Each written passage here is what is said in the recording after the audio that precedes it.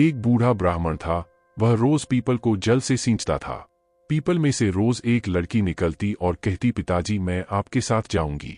यह सुनते सुनते बूढ़ा दिन ब दिन कमजोर होने लगा। तो बुढ़िया ने पूछा कि क्या बात है। बूढ़े ने बताया कि पीपल से एक लड़की निकलती है और कहती है कि वह भी मेरे साथ चलेगी। बुढ़िया बोली कि कल उसे ले आना। लड़कियां पहले से ही हमारे घर में हैं, वहां 7वीं और सही। अगले दिन बूढ़ा उस लड़की को घर ले आया। उसका नाम पावनी रखा गया। घर लाने के बाद बूढ़ा आटा मांगने गया तो उसे अन्य दिनों की अपेक्षा आज ज्यादा आटा मिला। जब बुढ़िया आटा छानने लगी तो पावनी ने कहा कि लाओ माँ, मैं छान देती हूँ। जब वह आटा छानने बैठी तो परात भर गई। उसके बाद बुढ़िया खाना बनाने जाने लगी तो पावनी बोली कि आज रसोई में मैं जाऊंगी। तो बुढ़िया बोली कि न तेरे हाथ जल जाएंगे। लेकिन पावनी नहीं मानी और वह रसोई में खाना बनाने गई। उसने तरह तरह के व्यंजन बना डाले। आज सभी ने भरपेट खाना खाया। इससे पहले सभी आधा पेट खाकर ही सोते थे। रात हुई तो बुढ़िया का भाई आया और कहने लगा कि दीदी मैं तो खाना खाऊंगा।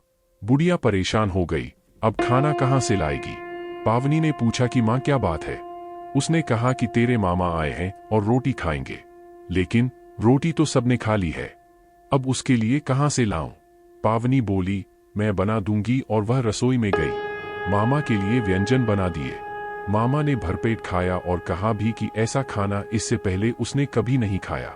बुढ़िया ने कहा कि भाई खाना तेरी पावनी भांजी ने बनाया है। शाम हुई तो पावनी बोली कि माँ चौके का दिया जला देना, कोठे में मैं सो जाऊंगी।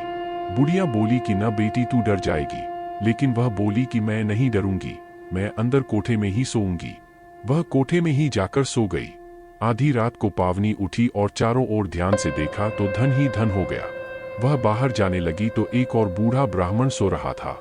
उसने देखा तो कहा कि बेटी तू कहाँ चली। लड़की बोली मैं तो दरिद्रता दूर करने आई थी, अगर तुम्हें दूर करवानी है तो करवा लो। उसने बूढ़े के घर में भी ध्यान से देखा तो चारों ओर धन ही धन हो गया। सुबह सब उठे तो पावनी को ना पाकर उसे ढूंढने लगे। पावनी बेटी कहाँ चली गई। तब दूसरे बूढ़े ब्राह्मण ने कहा वह तो लक्ष्मी माता थी जो तुम्हारे साथ मेरे घर की दरिद्रता दूर कर गई। जैसे आपने उनकी दरिद्रता दूर की वैसे ही सबकी करना।